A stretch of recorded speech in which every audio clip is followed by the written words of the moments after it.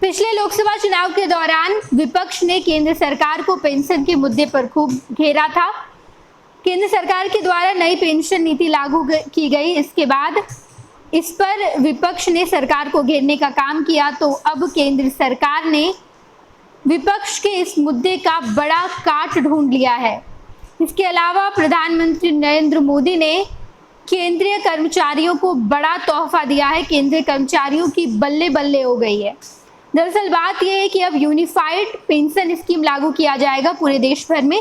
जितने केंद्रीय कर्मचारी हैं, यानी कि जितने सेंट्रल गवर्नमेंट में काम करने वाले लोग हैं, उन्हें इसका बड़ा फायदा मिलेगा। पहले ओल्ड पेंशन स्कीम थी, उसके बाद नई पेंशन स्कीम आई, यानी कि न्यू पेंशन स्कीम। इन दोनों के बीच अब यूनिफाइड पेंशन स्कीम सरकार के द्वारा लाया गया है।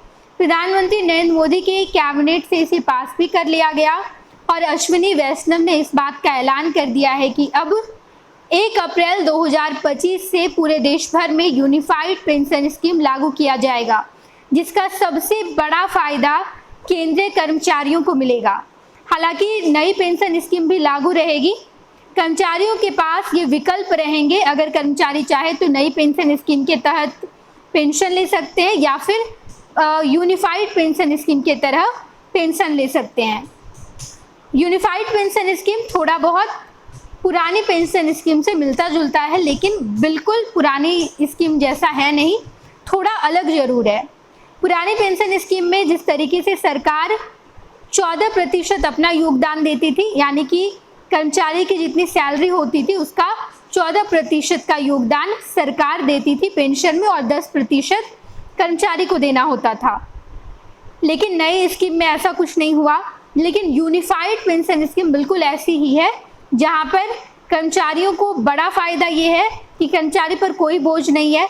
कर्मचारी अभी भी अपने सैलरी का 10% ही अपने पेंशन में योगदान देगा, लेकिन बाकी सरकार के योगदान को बढ़ा दिया गया है और अभी 18% हो गई है, यानी कि 4% बढ़ाया गया है। इसके अलावा महंगाई भत्ता बढ़ेगा या फिर किसी भी तरीके का आने वाले समय में कुछ होता है तो सरकार इसे बढ़ाएगी, यानी कि 18% योगदान को भी बढ़ाया जाएगा। शायद ये 20, 21, 22 किया जाए, लेकिन कर्मचारी का ये फिक्स्ड है कि 10% योगदान ही कर्मचारी को देना है।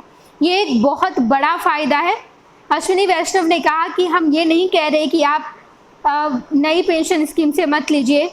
बहुत सारे लोगों के लिए नई पेंशन स्कीम फायदेमंद लग रही है उन्हें, तो वो वही इस्तेमाल करे, उसी से अपनी पेंशन ले। लेकिन यूनिफाइड पेंशन स्कीम एक विकल्प के तौर पर दिया गया है। अगर कर्मचारी चाहेंगे तो यूनिफाइड पेंशन स्कीम के द्वारा भी अपनी पेंशन ले पाएंगे। यानी कि अभी कर्मचारियों के पास 2 विकल्प हैं, या तो वो नई पेंशन स्कीम से अपनी पेंशन ले सकते हैं या फिर यूनिफाइड पेंशन स्कीम का लाभ भी उठा सकते हैं।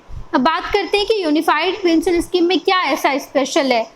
18% योगदान तो सरकार का रहेगा, लेकिन इसके अलावा कर्मचारियों को क्या लाभ मिलेगा, तो हम आपको बताते चले कि अश्विनी वैष्णव ने इस बात की जानकारी दी है कि 23 लाख कर्मचारियों को इसका सबसे बड़ा फायदा होगा।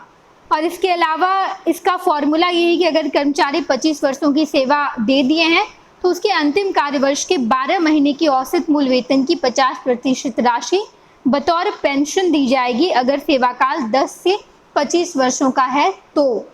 इसके अलावा बताते चले हम आपको कि दरअसल काफ़ी बड़ा फायदा हो रहा है इससे जितने सेंट्रल गवर्नमेंट के कर्मचारी हैं। यूपीएस में कर्मचारियों को सुनिश्चित पेंशन मिलेगी, यानी कि यूनिफाइड पेंशन स्कीम में सुनिश्चित पेंशन मिलेगी, जबकि नई पेंशन स्कीम में बाजार में निवेशित राशि के हिसाब से पेंशन राशि मिलने की व्यवस्था थी। इसके अलावा सेवानिवृत्त कर्मचारियों की मृत्यु होने पर उनके आश्रित, यानी कि अगर पत्नी नौकरी में है तो पति को मिलेगा, अगर पति नौकरी में तो पत्नी को पेंशन राशि का 60% सुनिश्चित परिवार पेंशन के तौर पर दिया जाएगा। यानी कि अगर कोई व्यक्ति नौकरी कर रहा है, नौकरी करने के बाद सेवानिवृत्त होने के पश्चात अगर उसकी मृत्यु हो जाती है तो उसकी पत्नी जब तक जिंदा रहती है तब तक उन्हें 60% उनका पेंशन मिलता रहेगा।